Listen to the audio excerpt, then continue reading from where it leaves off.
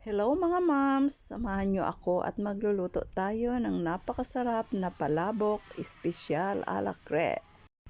Ayan, una, niluto ko muna ang ating bihon.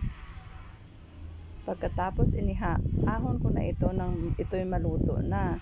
At ayan, ang pinagbalatan ko ng hipon ay ginisa ko para gagawin ko siyang shrimp stock. Ayan, nilagyan ko ng tubig, mga tatlong tasa ng tubig yan. At pinakuluan ko siya ng mga 5 minutes. At isinala ko na para hindi masali ang mga balat ng hipon. Pagkatapos, ayan, ang hipon ay ginisa ko or pinirito ko siya. Ayan, hinalo-halo ko lang yan. Huwag masyadong luto na luto kasi sa palabok kasi yung tamang-tama lang ang pagluto natin ng hipon. Ayan, tingnan nyo mga moms ang procedure kung paano ko gagawin ang ating special palabok. Kinuha ko na siya sa kawali at itinabi ko na muna. And then dinagdagan ko ng kunting mantika at nilagyan ko siya ng atsuete powder para pampakulay ng ating sauce. Ayan, sundan nyo lang po ako.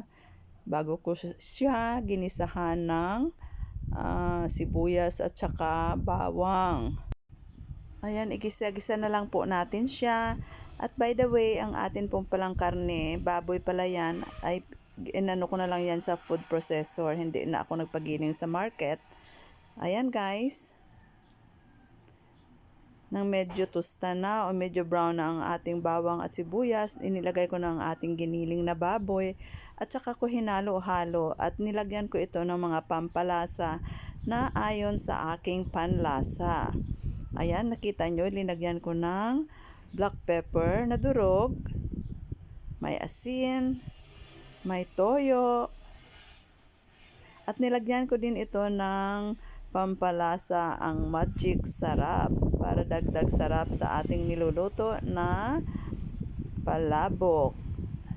Nilagyan ko din pala ito ng North chicken cubes.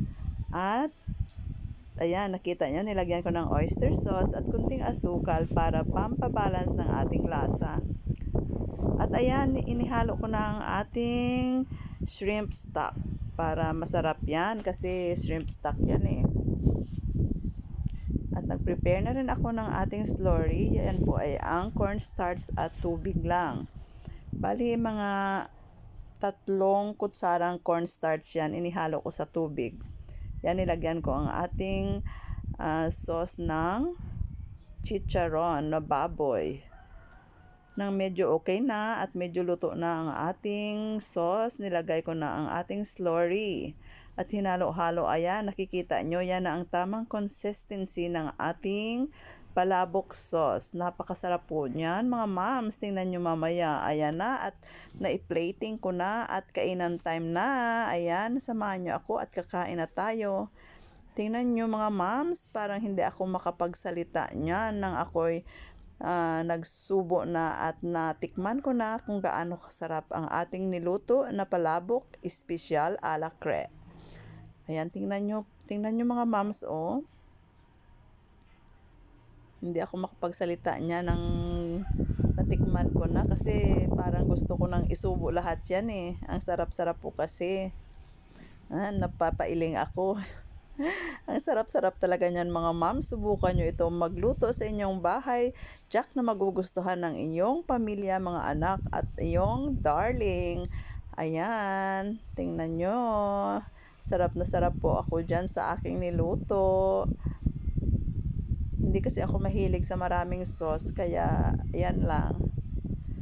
Pero ano naman siya eh, masarap naman kasi dominant naman yung lasa ng ating sauce kahit konti lang nilagay ko dyan. Ayan mga moms, tingnan nyo oh. Kung gaano ako kumain yan, kung paano ako kumain yan, napakasarap talaga kaya parang hindi ako makapagsalita. Kain tayo mga moms.